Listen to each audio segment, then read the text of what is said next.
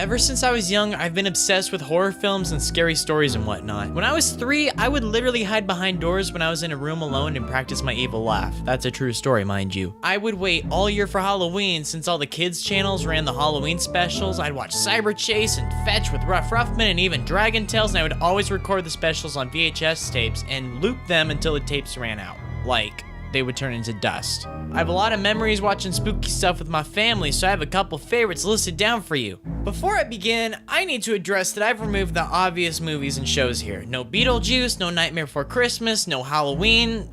You already know this is good. Like, I'm making this list for you to discover stuff instead of like reaffirming your opinions, okay? So like, a lot of these you probably haven't heard of. If you have heard of a few, good for you. Also, it's worth noting that items 10 through 2 are kind of just thrown together. It's not like number 8 is inherently worse than number 4. It is not a ranked list, except for number 1. So we're gonna climb through these together. This is all building up to number 1. Number 1 is better than all of them, okay? Also, some mild spoilers will be explored through some of these, so if you find a movie or show that looks kind of interesting, just skip the segment. All the timestamps are in the description, so you don't have to just stop watching completely. So slip on your ghost onesie and mix the candy corn with the popcorn, which is really good, by the way, because we're about to start digging in right now with number 10.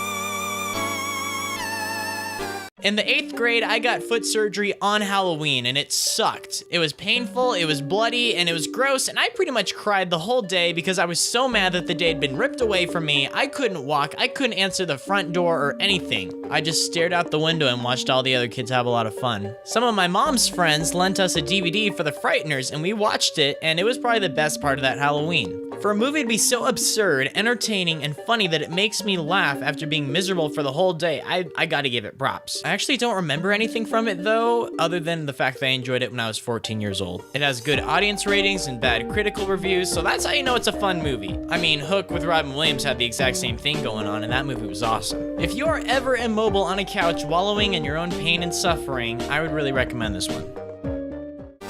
Number 9!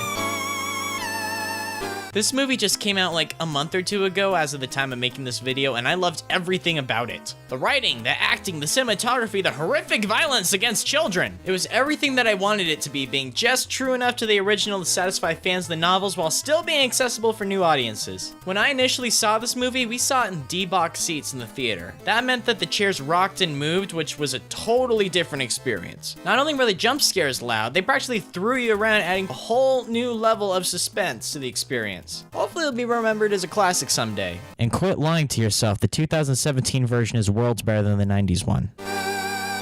Number 8! Here's a word you don't hear very often, aesthetic. You probably hear that every day if you're an emo kid. This episode looks like Halloween. The sky and the horizon, they're dark, they're pumpkins, they're ghosts, this looks so good. SpongeBob is getting spooked nonstop by his friends, from Squidward to Krabs pranking him to Miss Puff spooking him to even Patrick freaking him out by accident. He and Patrick come up with some pretty elaborate prank to pull on the Krusty Krab and scare everyone half to death, until Patrick loses control of SpongeBob and exposes his identity. Everybody starts laughing until the real Flying Dutchman appears and expresses how disgusted he is that everyone is exploiting his likeness for cheap Halloween gags and smearing his reputation among other sea creatures. This is oddly relevant right now, whoa. As punishment, the Dutchman threatens to take everyone's souls and then he takes away SpongeBob's costume and then he panics at the sight of SpongeBob's brain. See, he had this weird idea to cut off the sides of his head to make his head more round since, ghost heads are round, and that kind of freaks everyone out in the room. So why should you watch this despite the fact that I just told you the entire episode? Simple. The artwork is outstanding. I love how much this looks and I love how it plays out. It's simple, it's fun, it's ironic, and it's spooky, and it's everything that I want from a Halloween special. It's radical. Number 7! This movie is so awesome! How come nobody talks about it anymore? My dad took me to see this when I was 7 years old in the theaters and it scared me half to death. It was so much more loud and dark and scary than I was anticipating, and I loved every single second of it. This movie is so much better than it has any right to be. Not only is it smart, witty, scary, but it also has a lot more heart and soul than a lot of animated movies, period. It's mature and it takes its subject matter oddly seriously. I mean, an evil house that eats people. Since they take it seriously, you start to take it seriously too. They put the house of asleep with a masked vacuum cleaner full of sleep medicine. This is a real and crucial plot point in the actual film. And if you were to concentrate everything that makes Halloween awesome, it would probably look a lot like this movie. There's adventures, there's scares, there's friends, and crawling around the neighborhood late at night. I love that. I love this film. Please rent it. Number 6. What? Why is Diary of a Wimpy Kid on this list? It's not scary one bit. Yeah, no duh. It's just about a suburban kid trying to navigate the 6th grade, and it's wonderful. One of my favorite family movies by a long shot. This movie's on the list because the Halloween segment in it is incredible. I adore it. Frank hides on the roof and throws a garbage can full of water on the trick-or-treaters. Rowley's mom made him a costume. Roderick scares Greg with an urban legend about Devil Worshipper Woods. Oh, it's so funny. It is suburban goodness, which is going to be a recurring theme in this list, by the way, because I love those vibes, because that's what I grew up with. All of my Halloween memories are about exploring neighborhoods and pranks and shenanigans and stories about the local culture. This segment of the movie captures it perfectly. I love it. I love this movie. I love this book. Do yourself a favor and check it out.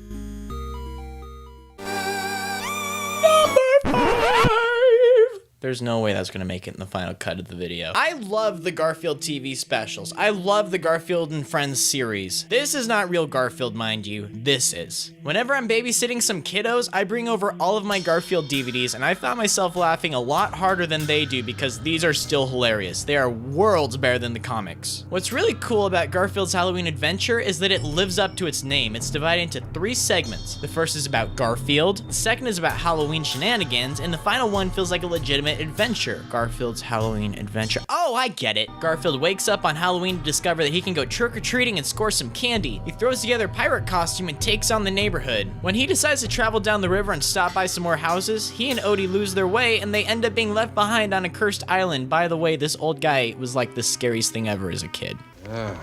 This is more like it. Remember that comment about suburban goodness I made like 3 seconds ago? That's still relevant. This looks wonderful, and it has like a great pumpkin vibe about it. It's great, and it's one of my all-time favorites. Number 4!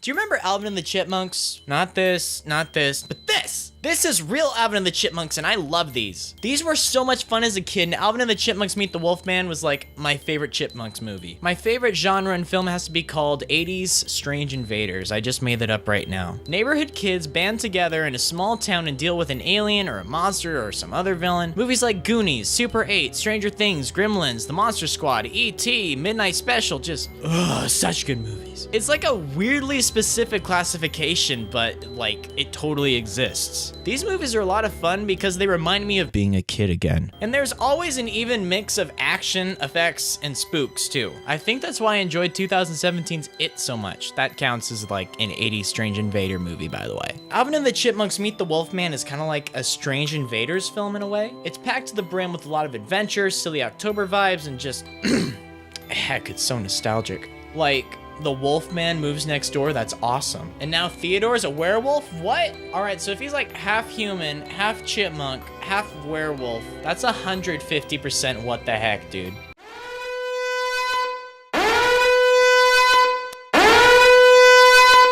Number 3. I can't sing. Alright, we're not clowning around with any more kid stuff. These movies are so over the top and ridiculous that it's a marvel. This is my boomstick.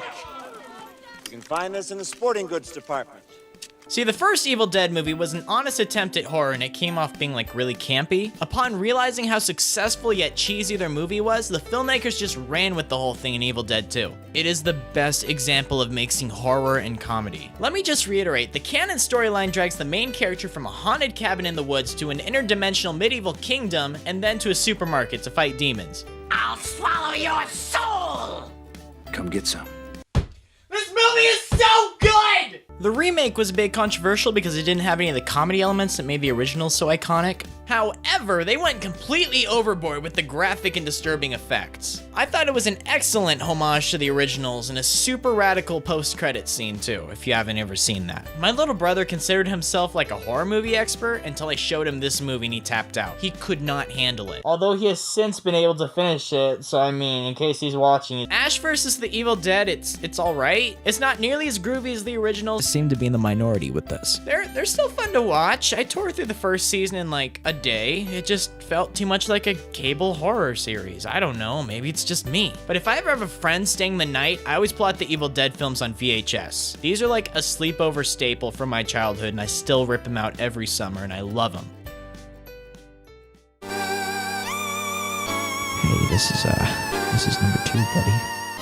The Addams Family movie, excellent. The Addams Family values, stupendous, flawless, excellent. They took everything that was already good about the great Addams Family movie and they just tripled it for the sequel. This movie is so funny, it's so clever, it's so witty, and it's so iconic that I consider it one of my favorite films of all time. Make this official. I want the Blu-ray copy in my coffin when they bury me in case Eternal Oblivion has like an entertainment center, because I can sit through this puppy over and over and over and over. And so let's just look back on all the Halloween films and decipher what was so great about them and why I'm picking my number 1 spot. In case it's not apparent, I love suburban adventure vibes, I like camaraderie with kids hunting down ghouls, a good art direction is super important to me. What film could possibly encapsulate all these qualities? It's this one, it's really good. Directed by Michael Dowtry, I don't know, he even made Krampus. Trick or Treat is the ultimate Halloween movie. It is a tradition in my house. I even watch it during July when I'm feeling nostalgic for spooky season again. It's like a horror version of Pulp Fiction. It has intertwining narratives and they influence one another. There are a ton of horror tropes that are explored in this movie and it's hilarious. Slasher, strange invaders, home invasion. Did I mention that I adore Trick or Treat? This movie is so clever, it's so ironic, while simultaneously having some pretty shocking and horrific imagery, particularly directed towards children. Like, a lot of kids die horribly in this movie. And oh my god, look at that art direction! This dude gets Halloween. This is what it looks like.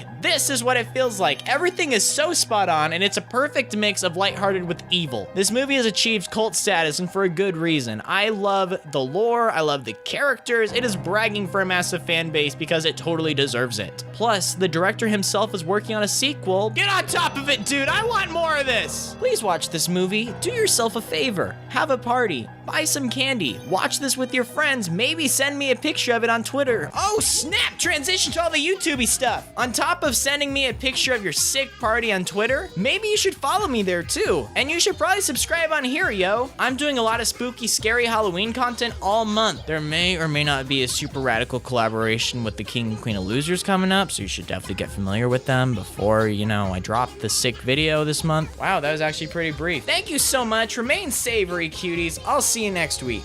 Gonna be alright. Everything gonna be alright. Don't you be afraid when things go bump in the night. Get closer to me and baby hold on tight. 'Cause everything's gonna be alright. Everything's gonna be. I know a thing or two about music.